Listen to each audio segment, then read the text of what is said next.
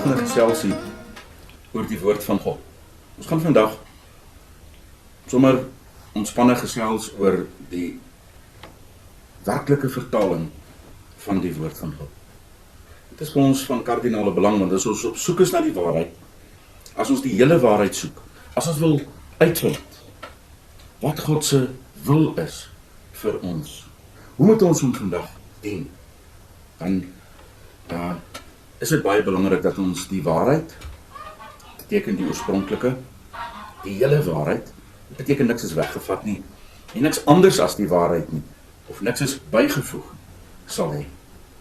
So wanneer ons die woord van God lees, ons verseker sal wees dat dit wat ek lees, is dit wat God vandag vir my wil. Dit is vir my baie belangrik. Die woord van God is die oorsprong van God se onveranderde woorde en boodskappe. Dit is ons bron van waarheid, om te weet hoe om Jehovah God vandag te dien. Dit is natuurlik op voorwaarde, dat ons 'n ware begeerte het om hom te gehoorsaam.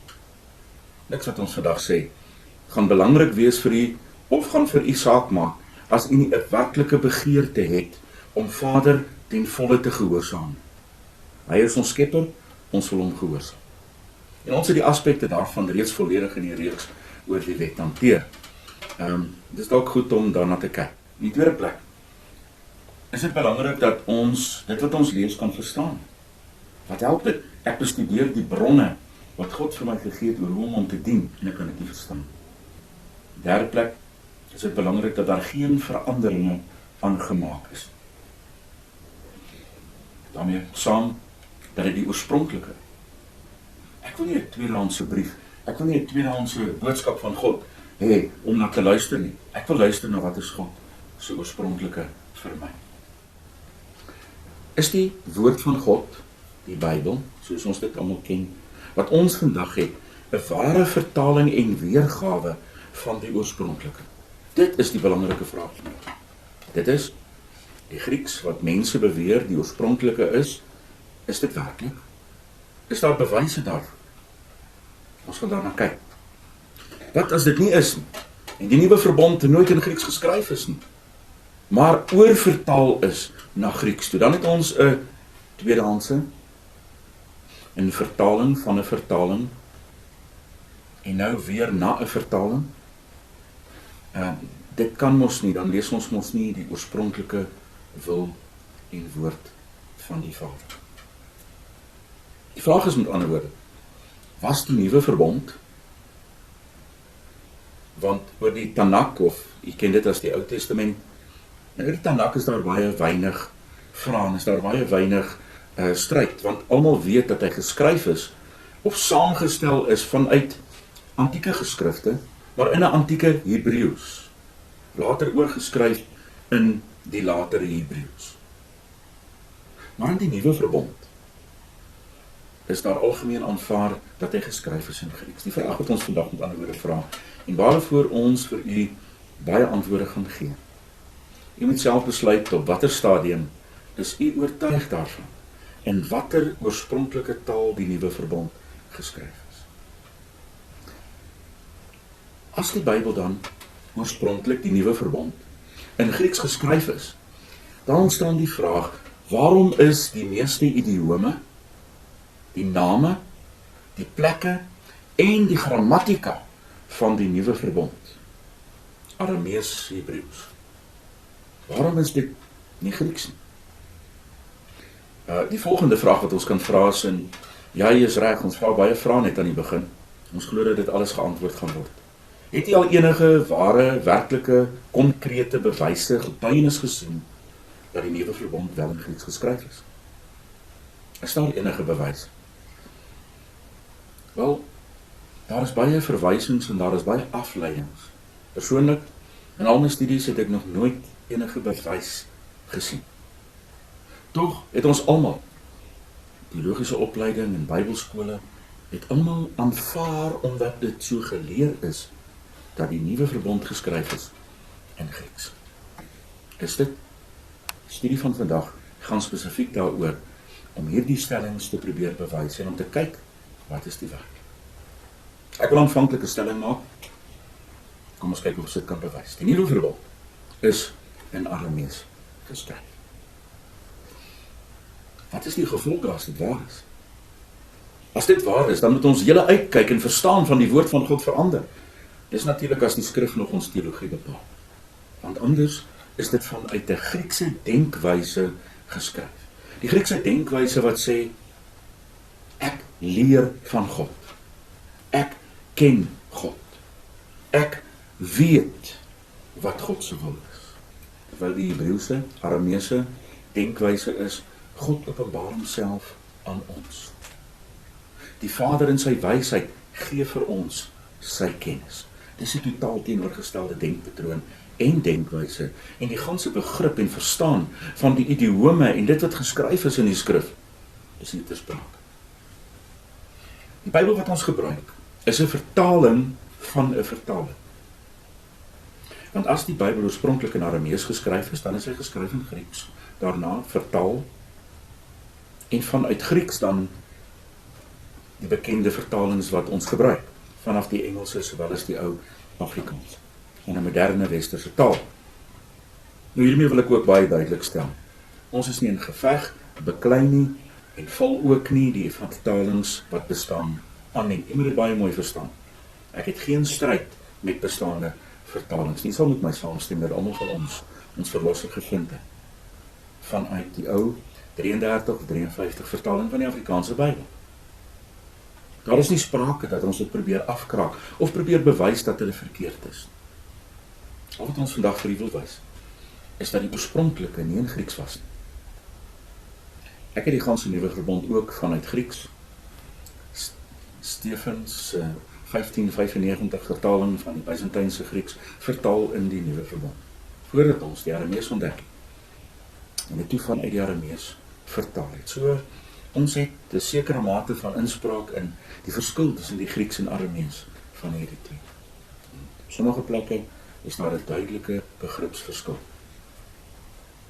As ons dan, soos wat ons net nou gesê het, werklik belangstel in die volheid van die waarheid van God, sal ons die beste moontlike van sy wil hê.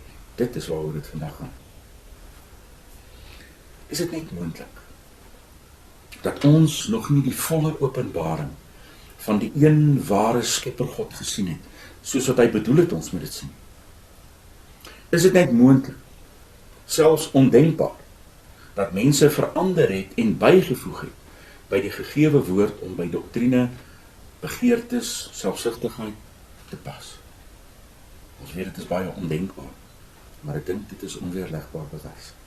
Sal ons vra, wat is sy naam? En die naam van sy seun? Sekerlik weet jy. Dit is 'n aanhaling uit Spreuke hoofstuk 30 vers 4. Kan u uit die vertaling van die Bybel hierdie vraag antwoord? Ek kan ek vra, hoeveel keer kom die persoonlike naam van God voor in die Griekse Bybel? Wil jy raai van? Kan ek dit anders vra? Hoeveel keer kom die persoonlike naam van God voor in jou Bybel? Kan jy die vraag van Spreuke 30 vers 4 vanuit die Bybel wat jy gebruik beantwoord? Wat is die naam van Vader en die naam van sy seun? As jy na jou Bybel kyk, ek dink dan sal jy daar sien, daar word die hele tyd gepraat van Here, Heer, maar nooit word sy naam in u Bybel gebruik, nie, nog nooit gedink is vreemd nie. God het 'n naam. Hoe kan jy die naam van jou God ken, as dit verwyder was uit jou Bybel? Nee, dis nie onbekend nie. Nee, dis ook nie verbode om dit uit te spreek. Nee, dis definitief nie Grieks. Wat is die naam waarin Vader homself geopenbaar het? Omdat ek persoonlik glo dat 'n naam nie vertaal kan word nie, maak dit nie saak in watter taal ons dit met ander woorde vertaal nie, daardie naam bly die oorspronklike, soos al die name wat in die Bybel is. Ons het meer as genoeg bewyse dat die Nuwe Verbond geskryf is in Aramees, die taal wat Yeshua en sy studente vir hulle gebruik. Ja, ons het meer as 300 bladsye van navorsing en van bewyse dat die Bybel in Aramees geskryf is. Ons gaan egter vir u net so 'n greep daarvan wys in hierdie dag. Want dit is belangrik dat ons dit weet, dit is belangrik dat ons verstaan waaroor dit gaan. Die Kabouris, so het bekend staan, is die oudste bekende kopie van die Nuwe Verbond op die planeet.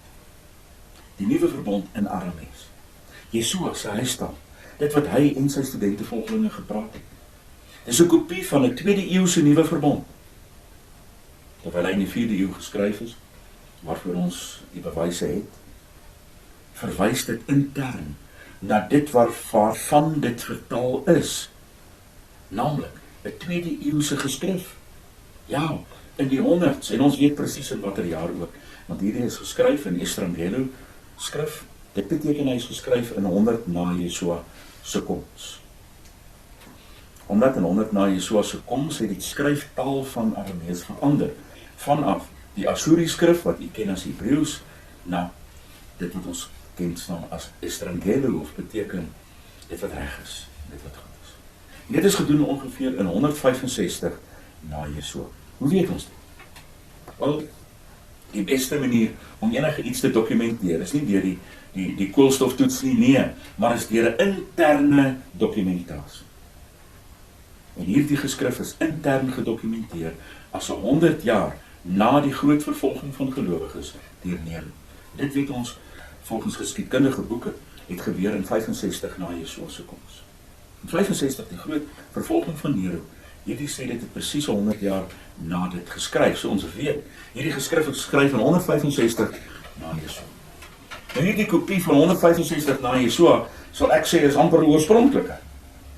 Want dit wat dan saamgestel is vanuit die geskrifte, wel, daar kon nie baie van dit tussenin gewees het nie kon daar. Die kerk uit die ooste het hierdie geskrifte in hulle hande gehad van die begin.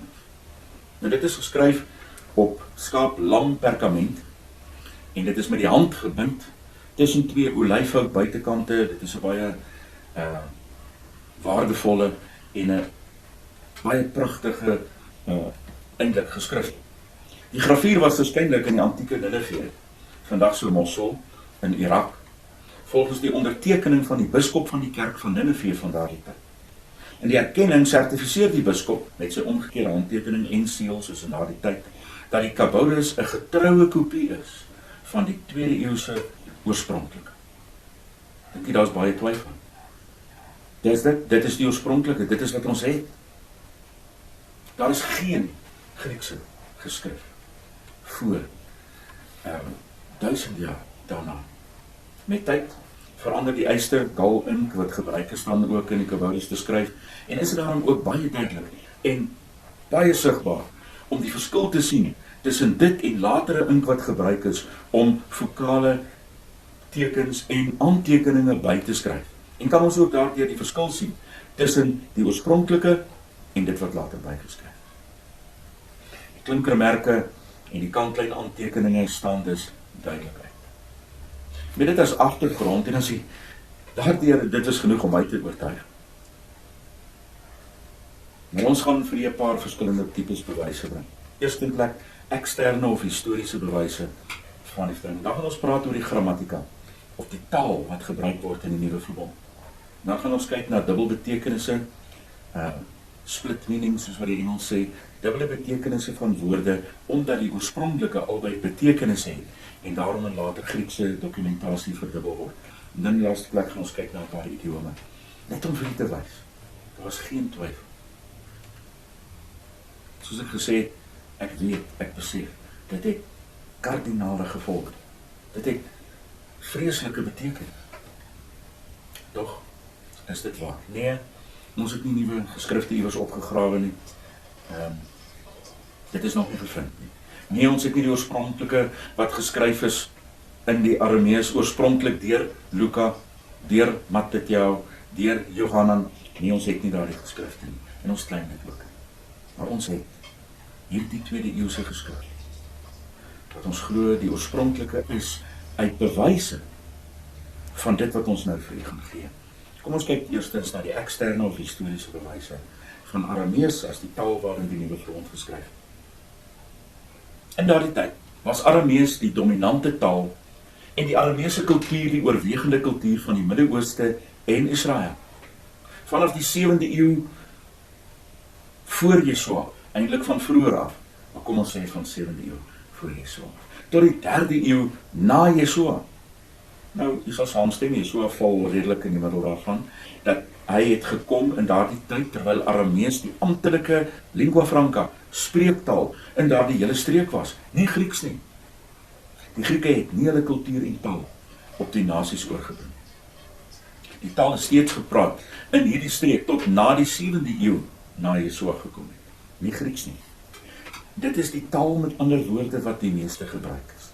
Die Romeinse en Griekse kerke was nie die enigste wat staande gebly het na die groot vervolgings, na die 1ste en 4de eeu. Neem kennis, die kerk van die Ooste, Church of the East, soos wat dit bekend staan, wat Aramees gepraat het en nog steeds 'n vorm daarvan praat. Op rekord 'n volledige kolleksie het van die Nuwe Testament geskryf in Aramees. En ek sal sien in verdere bewyse dat dit nie vertaal is vanuit Grieks of enige ander taal nie. Jesua en sy studente volgelinge het Aramees gepraat, genoem Galdees in die woordeboeke, 'n dialek van Aramees. Die bewys daarvan is eenvoudig. Voordat ons dit gaan doen, gaan ons net eers gou kyk na 'n ander gedagte, dat mense sê, nee, die Nuwe Verbond is in Hebreëus geskryf. Ja, ek gaan nie argumenteer daaroor nie. Hebreëus en Aramees is so naby mekaar, dit is sustertale. So waarom wil mense daaroor 'n argument maak? Dit maak regtig nie vir my saak. Punt is, dit is nie in Grieks geskryf. En dit is in Aramees, Hebreëse taal geskryf. Ons het egter, in die bewyse wat u sal sien, dink ek vir my voldoende bewys, dat dit wel Aramees is, waarin dit geskryf is. Onthou, die mense het in die algemeen, die lingua franca was Aramees. Dit het hulle gepraat. In die sinagoge ek, is Hebreëus gebruik, vanuit die Tanakh wat gelees is uit die oorspronklike Hebreëus. So in die sinagoge is Hebreëus gebruik. In die gesprekke buite is Aramees gebruik. Het is ook interessant dat die twee Talmud, wat geskryf was, beide die Talmud van Babylonië, die Jerusalem Talmud, albei in Aramees geskryf is, nie in Hebreëus nie. So selfs die rabbies, in hulle gesprekke, en die Talmud wat bespreking is oor die skrif, nie die Bybel self nie, was in Aramees gewees. Kom ons kyk eerstens na 'n definisie, Hebreëus. Daar is New Testament Greek lexicon, op Hebraïs van die Grieks, sê Hebrew, the Hebrew language, not however in which the Old Testament was written, but the Chaldee, which at the time of Jesus and his apostles had long superseded it in Palestine. Die Chaldees, waarvan die Bybel praat, is dus Aramees. Die Hebreëus waarvan die Nuwe Verbond gepraat word, is Aramees. Dit verwys met ander woorde na die dialek as Hebreëus, maar dit verwys volgens die Woordeboek ook duidelik dus na Hebreëus. Handelinge 9 vers 29. En vrymoediglik in die autoriteit en karakter van Jesua gepraat, en ook met die Grieksprekende Jode gedebatteer, maar hulle het probleme om dood te maak. Ek moet mooi kyk na die intonasie van daardie sin. Die Nuwe Verbond verwys na Grieksprekende Jode, wat ook in Jerusalem was daardie tyd. Maar jy kan self sien, daar is geen sin sprake daarvan, dat almal Grieks kon praat nie, want hy lig dit baie duidelik uit. Daar het gekom wat ook Grieks kon praat. Dit is totaal anders as die stelling dat almal Grieks gepraat het. Dit kan nie waar wees nie. Handelinge 1 vers 19. En dit het bekend geword aan al die inwoners van Jerusalem, sodat daardie stuk grond in die taal van die streek Ha'akeldama genoem is. Dit is bloedgrond. Kom ons kyk mooi. Die taal van die streek. Nou kyk ons na daardie woord, en ons gaan kyk in die woordeboek, en dan sien ons, Akeldama is die Arameese oorsprong, dan beteken bloedgrond. So die woordeboeke erken dat die woord 'n Arameese oorsprong het. Die Bybel self sê vir ons, dit is geskryf in die taal van die streek. Is dit dan so moeilik om te kan verstaan en te kan sien, die taal van die streek was Aramees. En daarom is dit wat hulle gepraat het. Hulle normale taal, die taal van die streek, was Aramees. Handelinge 21, vers 40. Toe hy toestemming gee, gaan Saulus op die trappe staan en wys met die hand vir die mense, en nadat hulle stil was, het hy met hulle in Aramees gepraat en vir hulle gesê. Baie van die vertaling sê Hebreëus. Dit het ons nou net gelees, het kan ons sien, die Hebreëus verwys na Aramees. En vanuit die oorspronklike Arameese vertaling, wat ek sopas vir u gelees het, staan daar Aramees. Handelinge 26 vers 14. Ons het almal op die grond neergeval, en ek het 'n stem gehoor wat met my praat en in Aramees sê, Saul, Saul. Saul herken. Jesua het met hom gepraat in die taal wat hy kan verstaan, in die taal wat Jesua self gepraat het. Die gebruikstaal tussen Jesua en Saul, as Jode, was Hebreeus, wat ons nou gesien het uit die woordeboek. Galdeene is verwysend na Aramees, of die Palestynse dialek van Aramees. Dit is eintlik die taal ook waarin dit meeste van die geskrifte geskryf is. Ek dink jy het al gehoor van Josefus. Josefus, die bekendste en mees aangehaalste historikus van die tyd van Jesua. Josefus is gebore in 37 na Jesua gekom. So hy was gebore net nadat Jesua gekruisig en dood is. Hy het Jesua nooit persoonlik geken.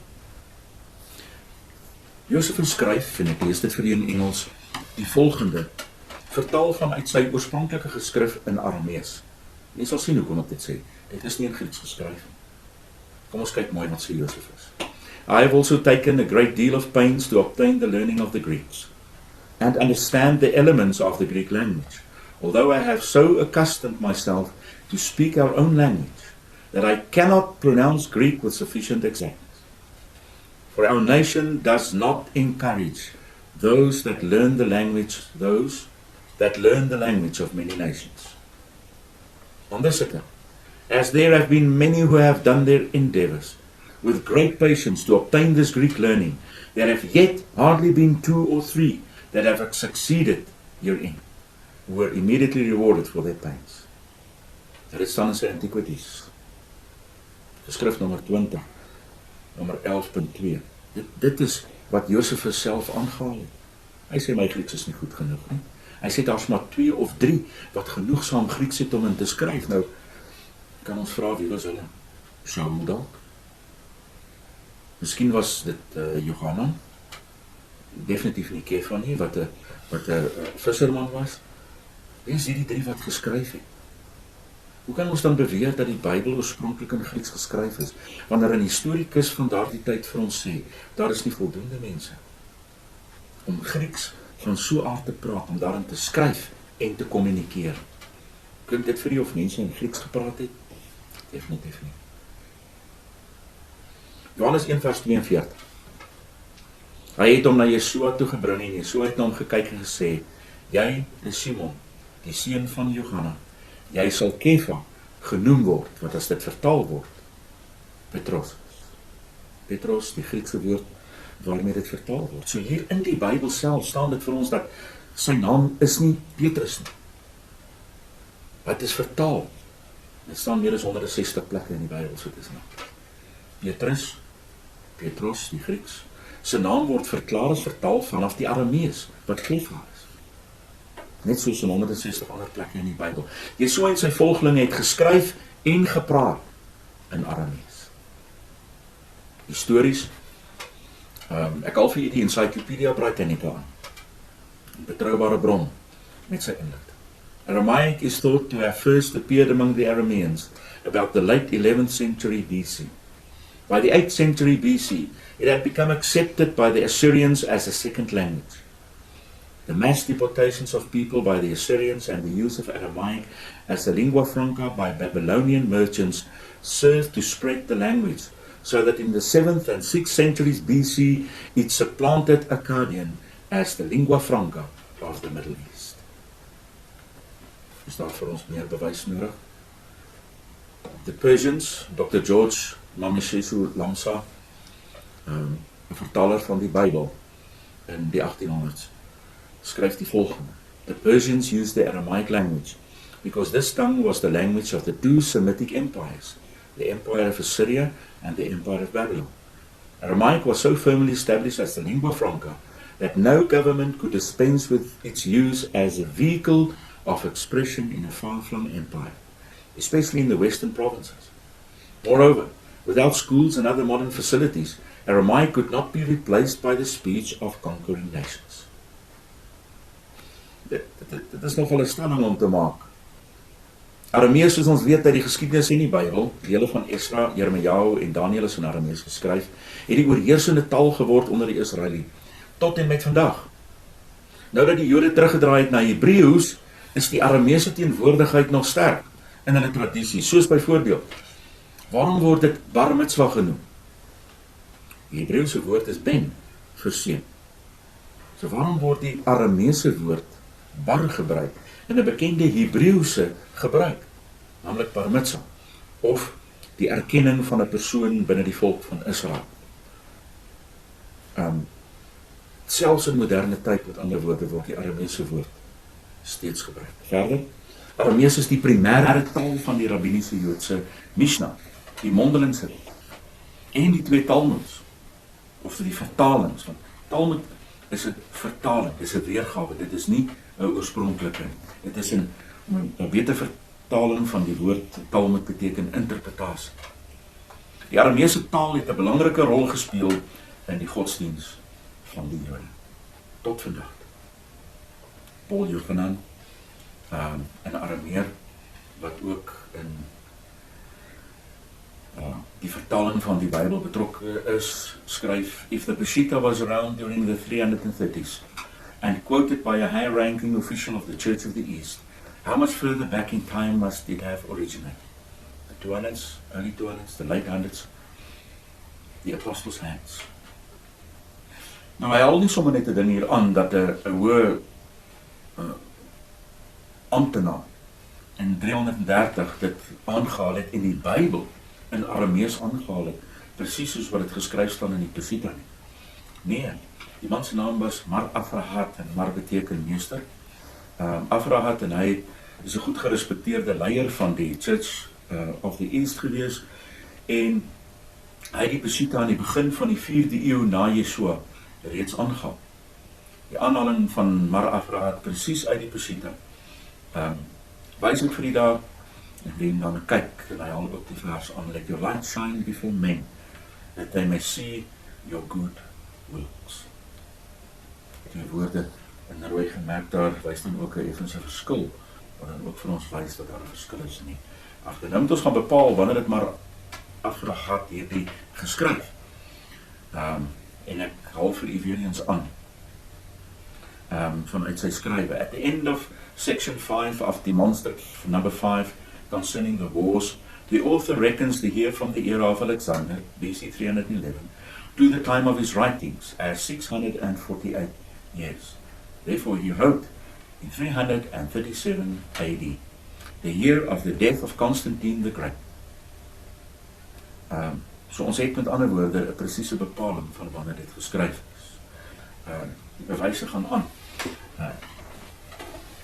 Die eerste 10 dele hiervan is geskryf in 337 en die 12 wat daarna kom in 344 voor dit is daar geen ander geskrif beskikbaar.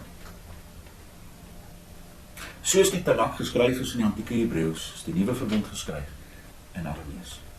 Maak dit saak? Wel, sal jy graag 'n liefdesbrief wil ontvang of lees of 'n belangrike dokument met reëls in wil lees vanuit 'n Oosterse taal, vertaal na 'n Westerse taal en dan na 'n moderne taal? Ek dink iewers het ons 'n paar dinge verloor. Ek wil graag die oorspronklike lees. Dit maak ook saak as gevolg van die begrip van waaruit vertaal word. Want soos ek reeds gesê, die Griekse manier van dink en die Hebreëse manier van dink is totaal anders. Dit gaan die Grieks oor my kennis van God, en die Hebreëus die Arameese denkwyse is God openbaar homself aan my. Openbaar God homself aan jou. Kom ons kyk na 'n paar grammatikale bewyse in die skrif. Nou dit word baie lankal al erken dat die Nuwe Verbond geskryf is in 'n baie swak Griekse grammatika, maar in 'n goeie Semitiese grammatika.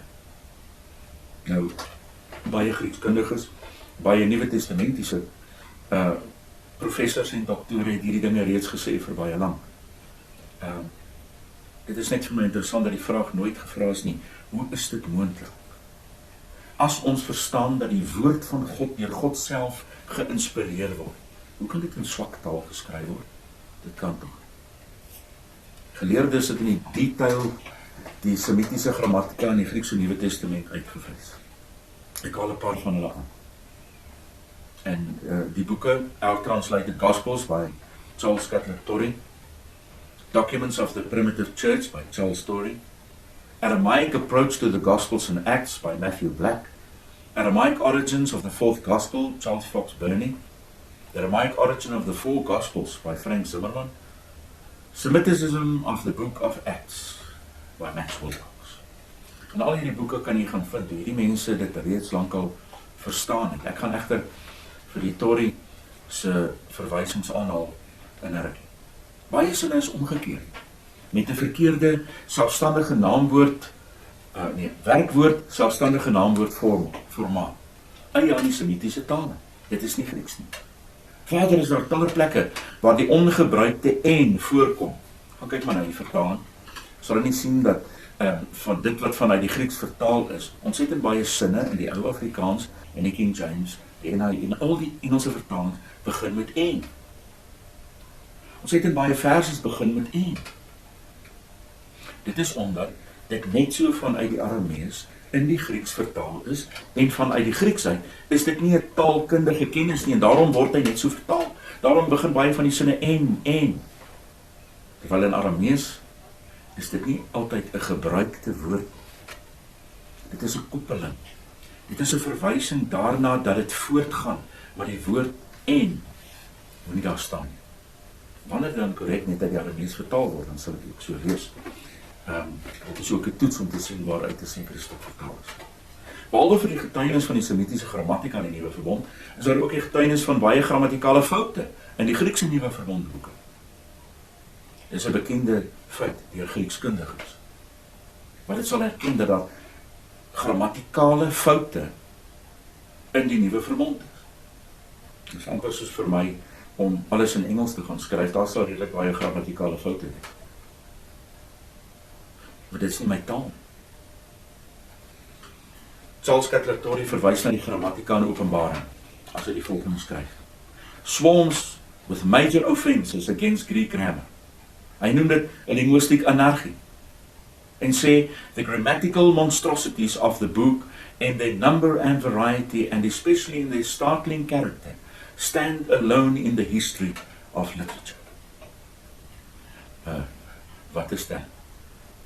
En die lewende skepper God mense geïnspireer om die volheid van sy waarheid te bring in monstrosity of character of grammar.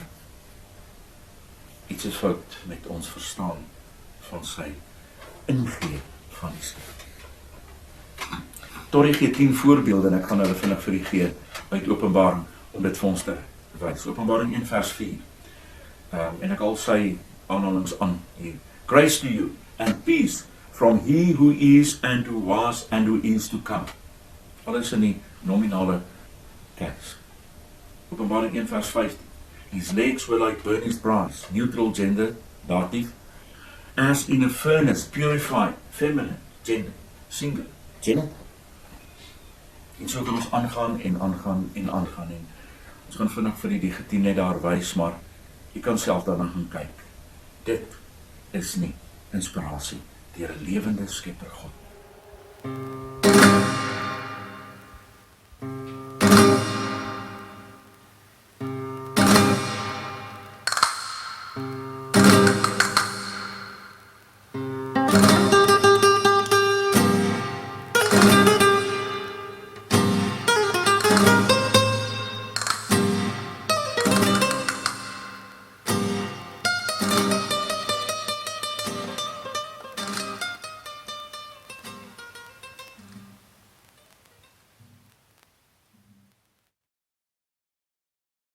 Die Arameese teks van die Crawford manuskrip het geen sulke grammatikale probleme in Openbaring nie. Moet ons glo dat die oorspronklike en slegte Grieks geskryf is en dat die Arameese sogenaamde vertaling van Openbaring foutloos is? Dit klink nie vir my goed nie. Ek vind geen vergelyk daarvoor in die skrif. Nie in die Tanakh of in die Nuwe Verbond nie. Net so min as wat die lering van inspirasie van die skrif vir 'n swak oorspronklike plek maak. Dit kan nie. Die beste argument wat ons kan gebruik is dat ons swak kopieë oor het van Openbaring, wat so oorspronklike geen foute in gehad het. Dit sou verby snaaks wees om te vind dat geen oorspronklike dokument bewaar gebly, maar net die foute. Aramees as die oorspronklike klaar egter hierdie probleem op, want daar is nie fout. Die Grieks is 'n vertaling van die Arameese oorspronklik. Miskien saam met my kan dit vir die begin duidelik word. Kom ons kyk na Romeine 8 vers 15. Die Grieks gebruik hier 'n Abba. Abba is nie 'n Griekse woord nie. Dis nie eers 'n transliterasie nie. Abba is 'n Arameese woord. Dis nie 'n leenwoord nie. Dis 'n Arameese woord. Getranslitereer in die Grieks. Hoekom sou Shaul Arameese woorde skryf aan sogenaamde Griekssprekendes in Rome? Nie dat ek aanvaar dat hulle Grieks gepraat het nie. Hoekom sal hy verklaar dat die gees van aanvaarding in ons, die gees van afsondering, ons sal laat uitroep, Abba, as hy nie vanaf 'n Arameese oorspronklike werk nie? Hierdie woord Abba verskyn in die Griekse Nuwe Verbond in Markus 14 vers 36, hier en in Galasië 4 vers 6. Hoekom is dit in die Grieks verskyn? Hoekom dit in die Grieks verskyn, word nie hanteer deur die voorstanders van die Griekse oorspronklike. Waar kom die woord Abba in die Griekse oorspronklike vandaan? En as Shaul die Arameese woord gebruik vir mense wat glad nie Aramees ken nie, hoe verwag hy met hulle dit verstaan? Ek dink ons sit met 'n scenario wat reeds vir ons presies uitspel en watter taal is geskryf en hoekom. Die Peshitta het baie voorbeelde van hierdie aard van transliterasie van Arameese woorde in Grieks. Die Grieks het geen sulke Griekse woorde wat in Aramees getranslitereer is nie. Daar is slegs 'n paar Griekse eie name in die Arameese skryf daarvan, want mense het Griekse name gehad. Is dit 'n geval van kultuurverandering? Die ou Afrikaanse vertaling van 1 Korintiërs 10 vers 22. Wees geen oorsaak van struikeling vir Jode of Grieke of vir die gemeente van God. Ek gaan vir u 'n ander vertaling gee. Die pad van waarheid tot die lewe vertaling. Wees sonder oortreding vir die Jode, die Arameërs of vir die gemeente van God. Die Griekse van die Grieke. Die Arameese Nuwe Verbond sou aan Jode en Arameërs gerig gewees het, aangesien hulle Aramees gepraat het. Die Griekse Nuwe Verbond het nooit aan die Arameërs in die 20 plekke waar dit fisies voorkom in die Peshitta. Die Peshitta het nooit aan die Grieke waar dit in die Griekse teks voorkom. Die Griekse vertaling is egter aan Grieke geskryf, nie aan dieselfde woordes waarvan die oorspronklike Aramees geskryf is. Dit is interessant. Die Griekse Nuwe Verbond het geen verwysing na Aramees. Terwyl die Arameese Nuwe Verbond wel verwysings het na Grieks waar dit nodig is en waar dit ter sake is. Die enigste verwysing na Aramees en dan ook na Syries is wanneer dit verplaas van Naaman, die Syriese leier, wat al meer as 800 jaar dood was op daardie stadium van die Nuwe Verbond.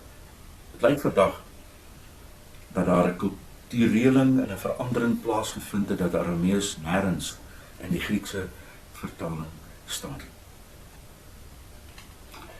Die woord wat hier gebruik word in die oorspronklikes van die Aramees wat ons het, is vir die Arameërs. Dit is net soos wat dit in die Peshitta gebruik word. Kom ons kyk nou na die bewys deur dubbelbetekeniswoorde. Ek hoop jy kan die argument daarvan verstaan. Wanneer 'n oorspronklike woord twee verskillende betekenisse het en daarom twee kodekse daarna is of manuskripte wat in elke een van hierdie afsonderlik gebruik, dan beteken dit dan saam kom iewers uit die oorspronklike met die korrekte selfde betekenis. Met ander woorde, wanneer die Alexandrynse kodeks of die kritiese teks, soos dit ook bekend staan, die Syriese of dan die oorspronklike Byzantynse manuskripte in hulle duisende, wanneer hulle van mekaar verskil. Hoe kan drie kodekse verskil van mekaar? Meer as 2000 plekke so tussen hakies. Hoe kan hierdie kodekse wat van mekaar verskil? Wat is dan die korrekte? Maar wanneer ons kyk na die Aramees, dan sien ons dat op plekke waar die Arameese woord gebruik word met 'n sekere betekenis, word hy in daardie betekenis in een kodeks gebruik. En in ander kodeks word die ander betekenis van dieselfde woord gebruik. Dit is 'n klinkklare bewys dat dit van 'n oorspronklike vertaal moes gewees het. In die geheel van die Griekse Nuwe Verbond, manuskripte, is daar baie afwykings en verskille. Skrywers het oor die jare wat hulle gedink het, verbeterings gemaak. Woorde is misverstaan. Verander woorde in die oorskrywe, en in 'n paar gevalle is woorde ingeskryf of verwyder, volgens mense se leerstelling. Ons het vandag die tegnologie om die meeste van hierdie verskille na te volg en uit te vind, waar kom hulle vandaan, maar soms duik hulle sommer net op, vanaf nergens. Dit is wanneer hierdie dubbelbetekenis van 'n woord belangrik is. Kom ons kyk na die definisie daarvan. Die definisie is geskryf deur Steve Caruso, wat eerste met hierdie definisie gekom het. Sometimes the entire body of the Greek New Testament codexes is divided right down the middle with a variance, half of them containing one word, while half of them contains another. These are known as split words, and surprisingly enough, a lot of them seems to be explainable by an Aramaic word that when translated has two separate and distinct meanings. Ons kyk na Matteus 11 vers 19 en Lukas 7 vers 35 in die ou Afrikaanse vertaling. Die seun van die mens het gekom, hy eet en drink en hulle sê, daar is 'n mens wat 'n vraat en 'n wynsuiper is, 'n vriend van tollenaars en sondaars, maar die wysheid is geregverdig deur sy kinders. Kom ons kyk na die kodekse. Die Grieks wat gebruik word daar is teknon, en die vertalings wat sê kinders is die ou Afrikaanse vertaling, die Darby, Douay Rheims vertaling, Geneva, ISV, die King James 21, die King James, die LITV, die direkte vertalings, die moderne King James, die New King James, die Webster, Wycliffe, Young's Literal Translation. Maar dan is daar ook vertalings wat sê dade. En dit is nou interessant dat 'n groot groep vertalings sê dade. Die Grieks ergon. Nou teknon en ergon tog nie kon nie verwar word met mekaar. Wat beteken works of actions, of dan 'n variasies daarvan. En hulle is die ILT, ISV, BBE, CEV, die ESV, God's Word, Holman se vertaling, New American Standard Bible, die NIV, die NIV UK, die NLT, Rotherham, RSV, Weymouth en ander gebruik skielik hierdie. Hoekom gebruik die helfte van die vertalings dade en die ander helfte van die vertalings gebruik kinders? Nou, ek wys vir die Estrangelo geskrifte van die Aramees. Jy sal oplet dat hierdie twee woorde wat daar staan presies dieselfde is, omdat klinkers nie geskryf word. Nou, die eerste een daarvan is bene, wat beteken daardie. Die tweede een is bene, wat beteken kinders, of seuns. Bene. Nou die medeklinkers wat neergeskryf word, is presies dieselfde. Dit is slegs die klinke wat verander. En daarom sou 'n persoon 'n fout kon maak om die een as die ander een te lees. En wanneer ons dan die Aramees gelees het en na Grieks toe vertaal het, sou ons die twee verskillende kodekse of dan manuskripte gekry. Foutiewe lees van kinders is te kry in die B2C, DKLX, Delta en die Theta, as wel as heel ander kodekse. Nie verbasend nie, en albei die ou Syriese manuskripte. Nee, wat genoem word Curiton en die Sinaiticus. Terwyl daar sommige is wat beweer, hulle is die oorspronklike, maar daar word verskille gevind in plekke soos hierdie ook. Dis maar net om vir nog 'n verskil uit te wys. In die Aramees van die Peshitta weergawe van Luka is die woord wat gebruik word, soos wat ek daar vir die gee, beni.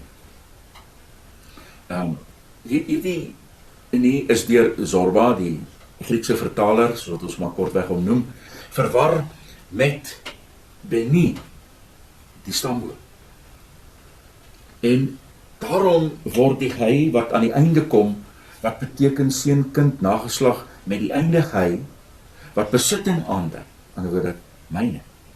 En dat die wortel met ander woorde anders is van mekaar. As die wortel verander en die hy deel word van die wortel met die einde alef, val nou weg, die hy kom by, met ander woorde jot hy, die einde van besitting aandui, dade hoe werk. Nou, dit is 'n pragtige getuienis dat beide die Alexandrynse en Byzantynse families van die Griekse manuskripte uit Aramees vertaal. Dit is 'n klinkklare bewys dat dit nie die oorspronklike was nie, want die woorde verskil. Kom ons kyk na Markus hoofstuk 4 vers 30 in die Afrikaanse ou vertaling. En hy het gesê: "Waarmee moet ons die koninkryk van God vergelyk? Of met watter soort gelykenis moet ons dit voorstel?" Vertaling sê vergelyk of compare in die Engels, 'n variasie daarvan. Daarby Douay, King James ensovoorts. Wycliffe, daar is baie vertalings vir dit gebruik. Nou is daar weer vertalings, die hele groep wat sê verteenwoordig, demonstrate, set forth of 'n variasie daarvan. Dit is Weymouth, New Amerikaans Standard Bible, NIV, en verskeie vertalings gebruik hierdie verskil daarin. Het is duidelik dat die woord verskillend vertaal word, maar dit is so dat die Arameese woord vertaal kan word om te beteken om te vergelyk en as verteenwoordig, of om te demonstreer, wat weer eens wys na oorspronklike Aramees. Ons kan vir u verskeie sulke vertalings gee. Ons gaan nie elke keer vir al die verskillende vertalings wat die verskillende kodeks het, kan deurgee nie. Dit is in die volledige dokument. Johannes 11 vers 31, die ou Afrikaanse vertaling. Toe die Jode wat by haar in die huis was en haar getroos het sien, dat Maria vinnig opstaan en uitgaan, het hulle haar gevolg en gesê, sy gaan na die graf om daar te ween. Die helfte van die kodekse sê, sy het gedink. Hulle het gedink, sy gaan. Die ander sê, sy het gesê. Het is interessant dat die Arameese woord beide kan beteken. Die Byzantynse meerderheid teks sê legontes, die Grieks, om te sê. Die Alexandrynse teks sê, en dotsantes, wat om te dink. Hierdie twee kan toch nie verwar word met mekaar nie? Nou is dit net so dat die Arameese woord sebarum vertaal kan word as albei. Weereens wys dit vir ons na Arameese oorsprong. En dan in 3 vers 14, die Afrikaanse ou vertaling, julle het die heilige en regverdige verloon en gevra dat 'n moordenaar aan julle geskenk sou word. Wat van waarheid tot die lewe vertaling sê, maar julle het die afgesonder en onskuldige een verwerp en gevra dat 'n moordenaar aan julle gegee sou word. Die Byzantynse en Alexandrynse manuskripte het dieselfde woord hier. Jy sien dit daar enasaste, wat beny of verwerp beteken. Die Codex D van die westerse familie het egter heeltemal 'n ander voet. Etsadante, wat irritate of beteken. Nou, die Aramees en die Peshitta het kaparton, wat beteken om to deny. Dit is een letter verskillend van kadarton, wat beteken jou irritate. Duidelik, die skepper van die Codex het gedink hy sien kadarton, terwyl hy kaparton gesien het. Jy kyk na die twee karakters, en jy kan self sien hoe naby aan mekaar hulle is. In Korintiërs 13 vers 3 is dit burnt of boast.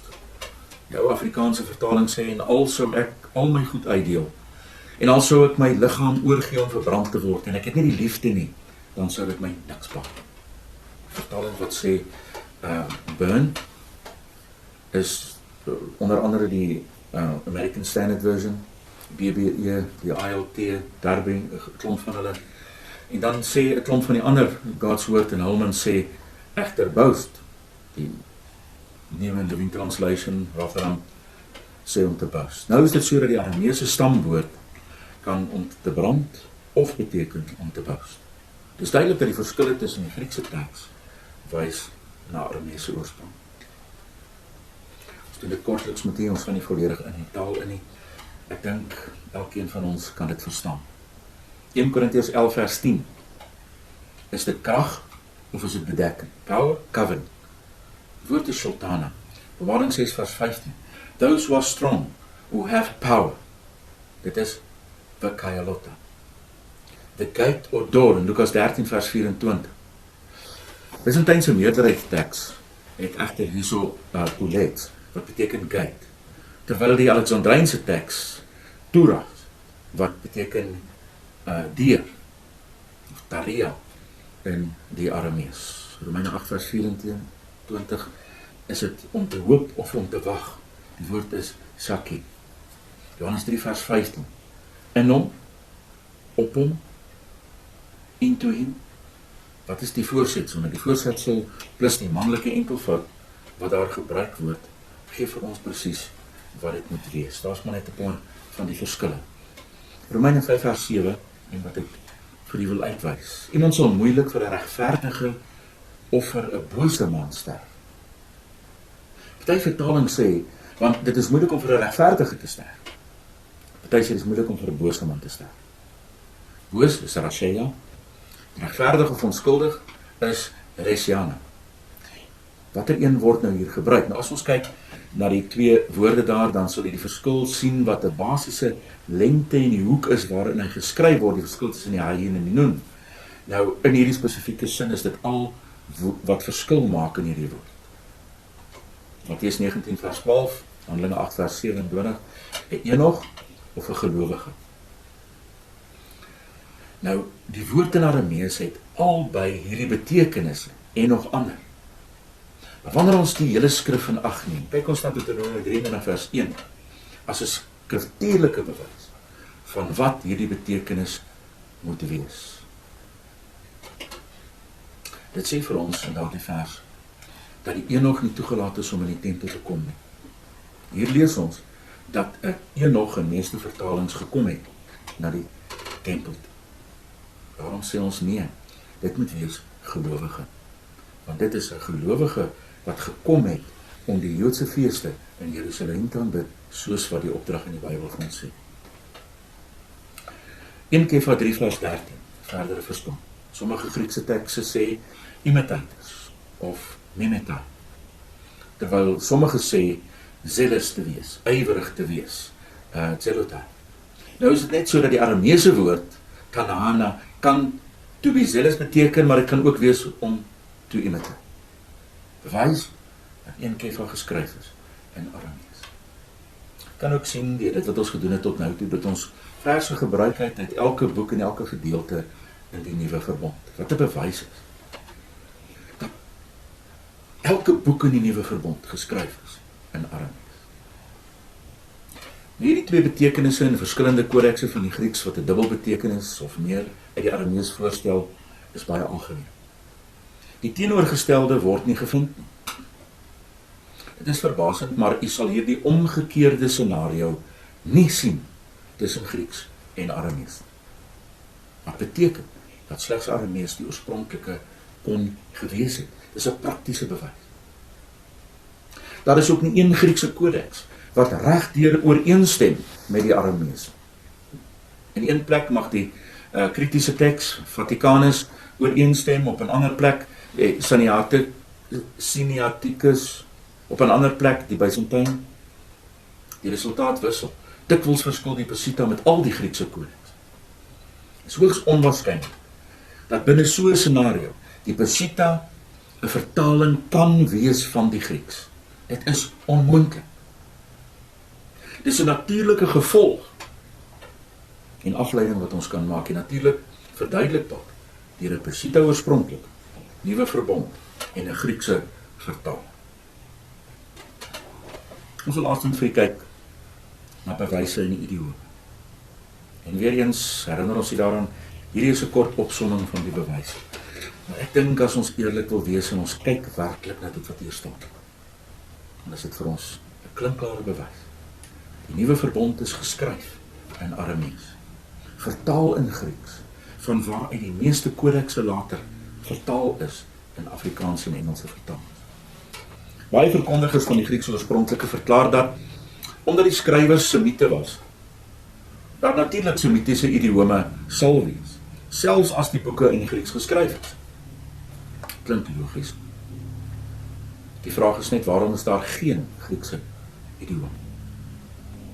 Dit is 'n ongelooflike foutiewe denkwyse, want dit beteken dat die meerderheid ontvangers ook sogenaamde Grieke en nie Semite was. Nie 'n idee het wat die skrywer van praat nie. Met ander woorde, as die mense wat dit sou ontvang ook Grieke was, waarvoor hy in Grieks geskryf het, waarom het hy Arameese idiome in Grieks geskryf, wat deur niemand verstaan sou word nie? Ons het dit al geprobeer met Afrikaans en Engels. Het jy al probeer om Afrikaanse idiome, wat maar kom uit die Groot Trek en die Ossewa tydperk, baie van hulle vanuit die Bybel saam kom, het jy al probeer om Afrikaanse idiome in Engels te vertaal en dit vir 'n Engelsman wat glad nie Afrikaans ken nie te verduidelik?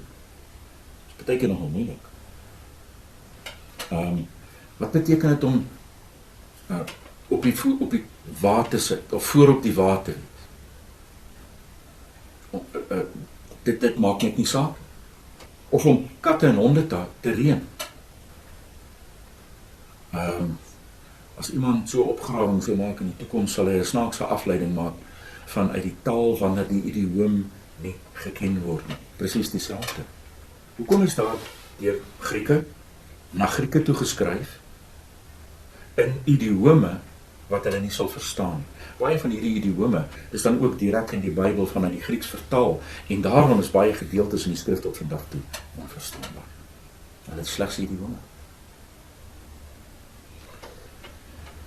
Sekerlik sou God met sy meesterlike inspirasiekragte in staat wees om die skrywers in 'n Griekse idioom te laat skryf, wanneer hulle Grieks geskryf het, sodat die sogenaamde Grieksprekendes dit kon verstaan. Selfs die Griekse kopieë het nie Griekse idiome nie, maar loop oor van Arameese denke.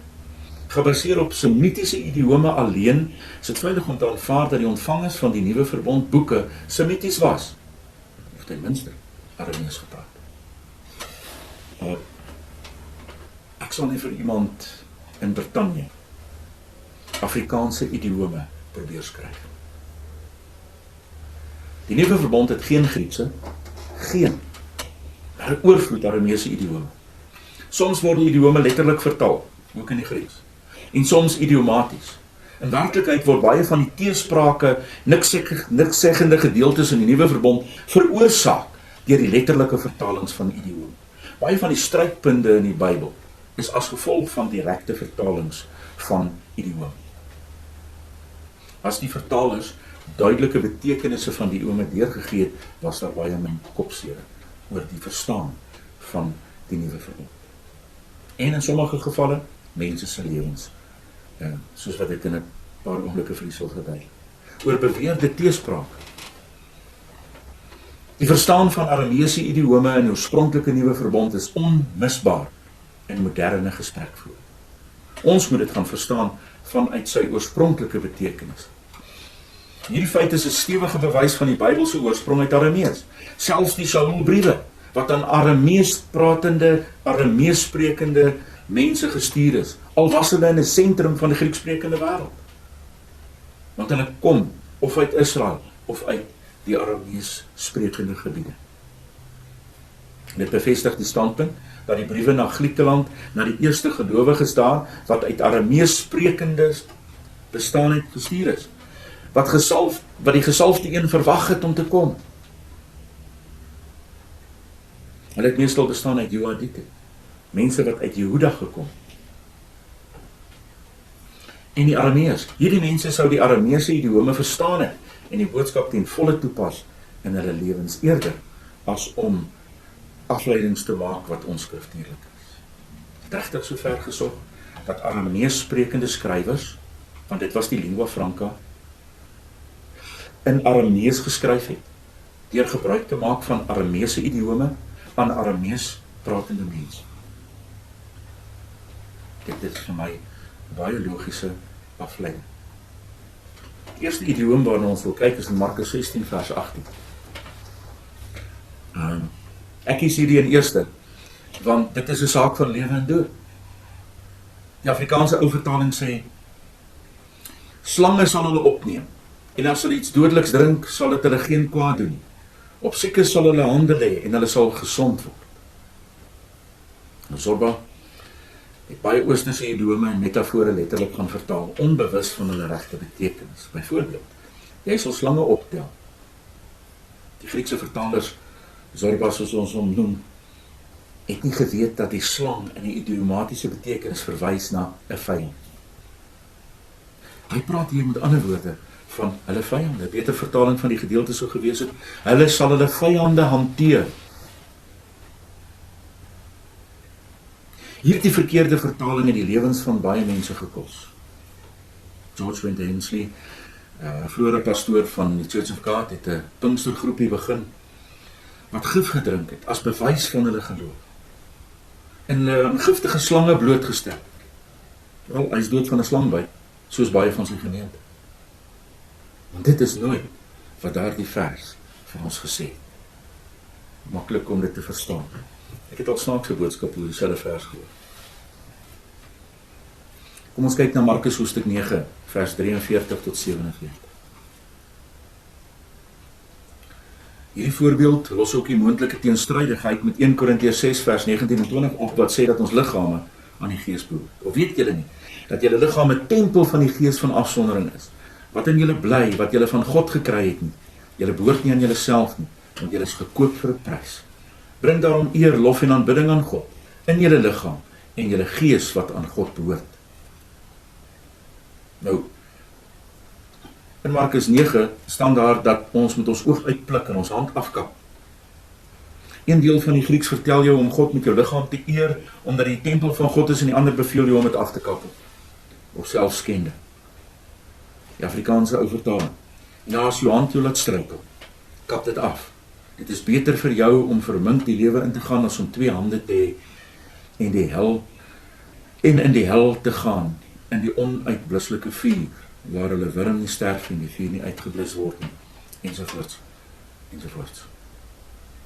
Selfs vandag vanoggend verstaan die Assiriërs wat Jesua bedoel het toe hy dit gesê het, maar dit is nog steeds in die idiom. Jesua het gesê, as jy 'n gewoonte het om te steel, stop dit. As jy 'n gewoonte het om te begeer, stop dit. As jy 'n gewoonte het om te oortree op 'n ander plek, stop dit.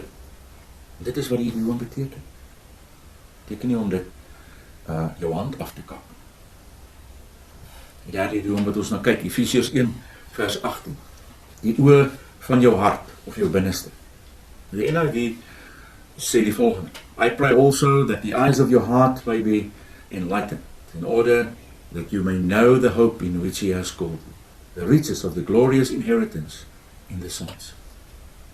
Die Afrikaanse vertaling sê, die verligte oë van julle verstand, sodat julle kan weet wat die hoop van sy roeping en wat die rykdom van die heerlikheid van sy erfdeel onder die heiliges is. Nou die Arameese sin, Geina Letogatakon, is 'n idioom en kan dus letterlik of idiomaties vertaal. Die hart is die idiomatiese orgaan van begrip, of verstaan of kennis. Die Alexandrynse manuskripte, insluitend Tikhonov, Westcott en Hort en Nestle aanhand, behou die Arameese idioom letterlik, terwyl die Byzantynse teks die betekenis daarvan deurgee. Zorba duidelik soms verstaan dat 'n idioom is wat Shaul gebruik, en ander kere dit nie. Soms is dit vertaal in 'n verstaanbare Grieks, en ander kere is die idiom letterlik vertaal. En dit in 'n brief wat vir Grieke geskryf is, Efesiërs. Het lyk duidelik dat dit vir Samite geskryf is, wat op daardie stadium in Griekeland was. Kom ons kyk van die huishouding in Efesiërs 2 vers 19. Letterlik het Aramees vertaal is, daarom, julle is nie vreemdelinge of buitelanders nie, maar julle is seuns van die streek, die provinsie, van die afgesonderdes en seuns van die huis van God. Enkelvoud. Seuns van die huis van, is 'n semitiese, idiomatiese uitdrukking wat beteken van die huishouding van. Die seuns van is net die nouheid, die intimiteit wat daardeur weergegee word. Huis van God is 'n semitiese eufemisme vir die tempel. Daar is meer. Die Arameese woord vir seuns, abnei, is 'n woordspeling op die Arameese woord verbou in 2 vers 20, benai. En die Arameese woord vir gebou, benjana, in 2 vers 20 tot 21. Beide van die Arameese stam Abna, wat beteken klip. 'n Soortgelyke woordspeling is in die Aramees van Matteus 3 vers 9. Hierdie woordspelings kom dikwels voor in die Aramees. Vir my persoonlik een van die wonderlikste dinge wat daar is dat wanneer Jesua vir sy studente volgelinge die gebed geleer het oor hoe om te bid, watter dinge om voor te bid, het hy dit in 'n rymvorm gegee. Hierdie selfde rym, herhaling, woordspeling word gemis in enige vertaling, want dit is onmoontlik om dit weer te gee. Saul se oorgang van die idee van seuns van die huis van God, erfgename, in 2 vers 19, na klippe van die huis van God, lede van die tempel, 2 vers 20, is alles diep in die idioom en die eufemisme van die Arameese woordspeling ingewerk. Ongelukkig gaan sulke goed verlore met vertaling. Hierdie oorsprong is duidelik afhanklik van die Arameese teks in Efesiërs en die Peshitta. Dit werk nie in die Grieks of in enige ander taal. Dis nie net getuienis dat die boek semitiese oorsprong het nie, maar help ook in die verstaan van Saul se denkwyse. En Saul het net soos Jesua en net soos die studente volgelinge baie woordspelinge en idiome gebruik, want dit is die gebruik in Aramees. Lukas 9 vers 53 is ons volgende voorbeeld. Sy gesig was gerig.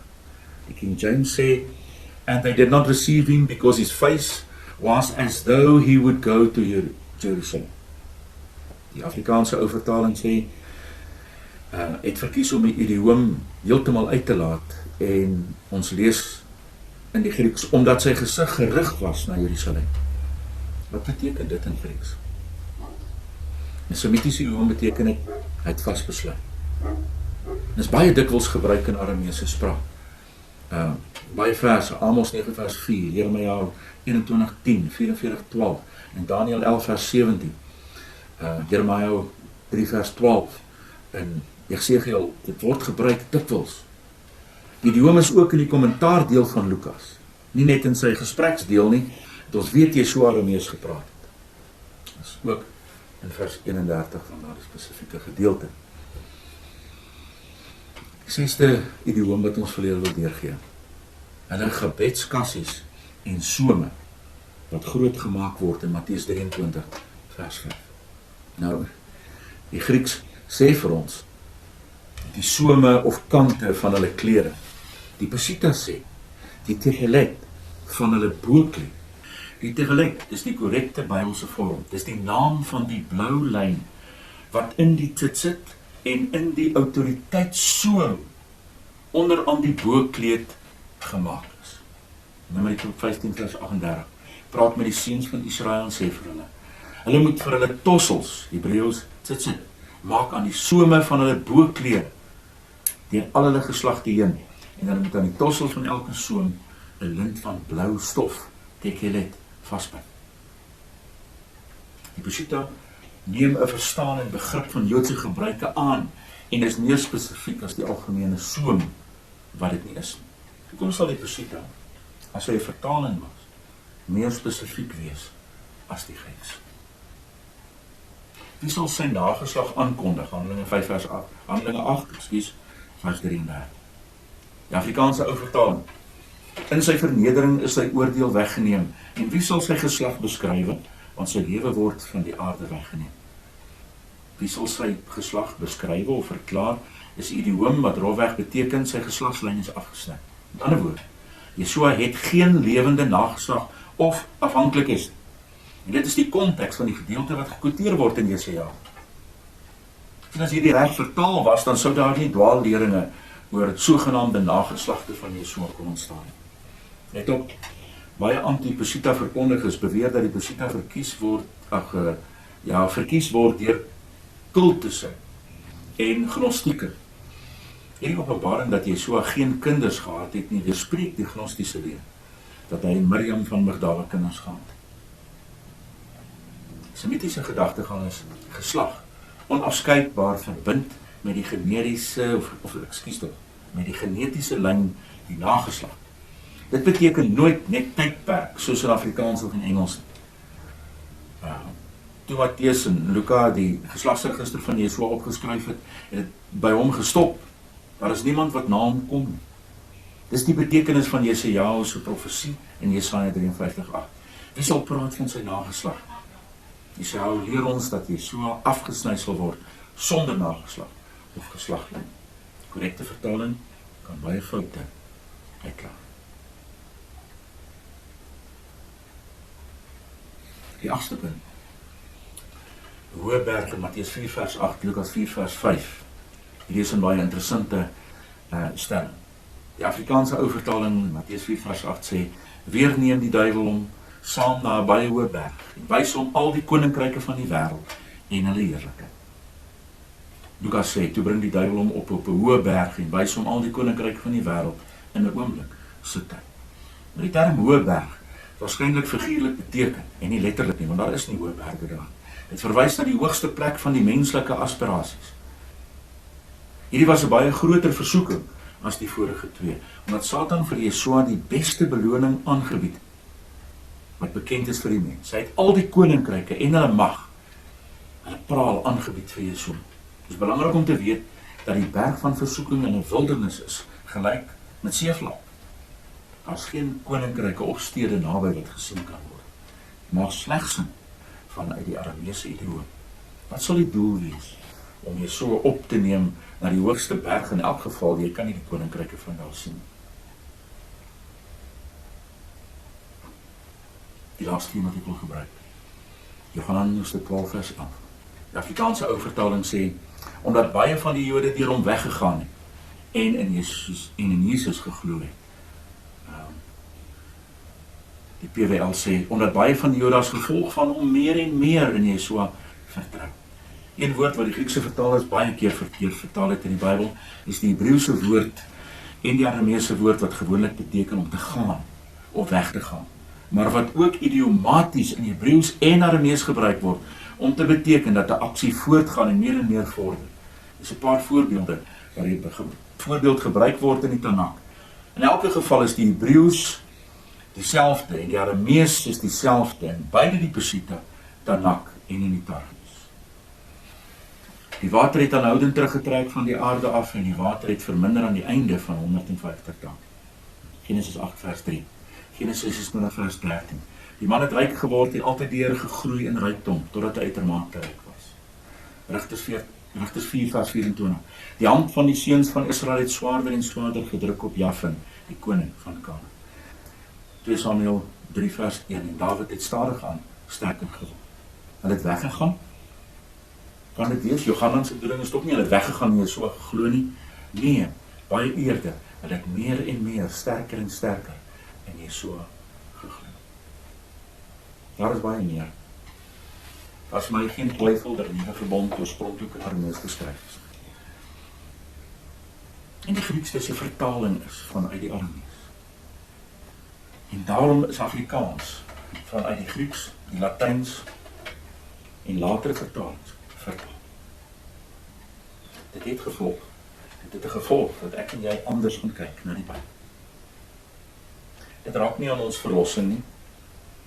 Die verlossingsboodskap is duidelik. Maar wat ons wel gevind, is na ons voortgaande lewe en hoe ons moet leef, gehoorsaam aan die woord en die wet van God. Dit verander. Want die vertaling is vir ons duidelik dat daar geen verandering gekom in God se vereiste. Ek beveel aan. Bestudeer die oorspronklike. Maak u eie besluit.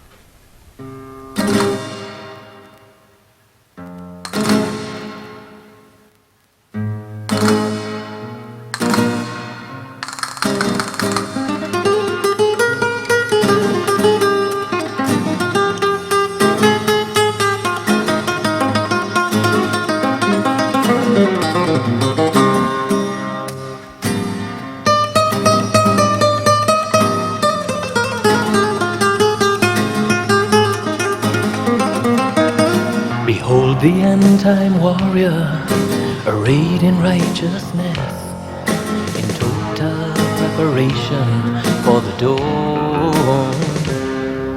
His sword is tried in battle, his shield of faith is strong. He awaits the King of glory, for his coming won't be long. We've gotta be ready for the battle. watching in the night, listening for the voice of the commander of the armies of the light. We've gotta be watching at the ramparts, standing at the gates, listening for the trumpet and the victory that awaits.